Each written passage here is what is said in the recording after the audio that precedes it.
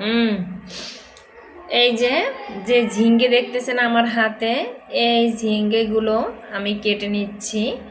আর এই ঝিঙ্গে ভর্তা কে কে খেয়েছেন অবশ্যই কমেন্টে জানাবেন। আর ঝিঙ্গে ভর্তাটা এত মজা, এত টেস্ট, বিশেষ করে এর সাথে একটা জিনিস দিলেই কিন্তু সব থেকে বেশি একটা স্বাদ হবে।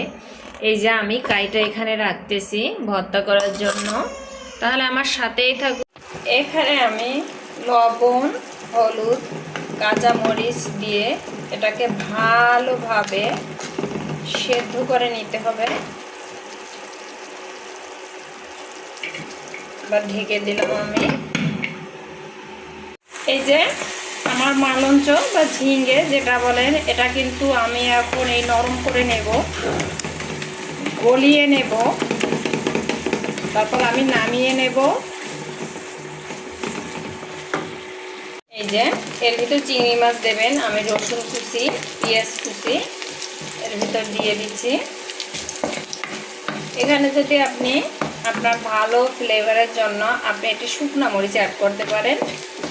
আমি এখানে শুকনো মরিচ দেবো না, যেহেতু বাচ্চা খাবে, এর জন্য ঝাল হয়ে যাবে বেশি।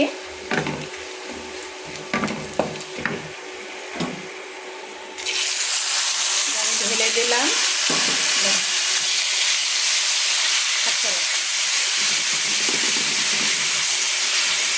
আর এইভাবে আপনারা ঝিঙ্গে ভাজিটা খেয়ে দেখবেন, ভর্তা বলা হয়। আর বিশেষ করে চিংড়ি মাছ দিয়ে সেই স্বাদ, বিশ্বাস না হয় আপনারা খেয়ে দেখেন যে এত টেস্ট, আপনার একবার খেলে বারবার খেতে মনে চাইবে। এখন আমি এটাকে তুলে নেব।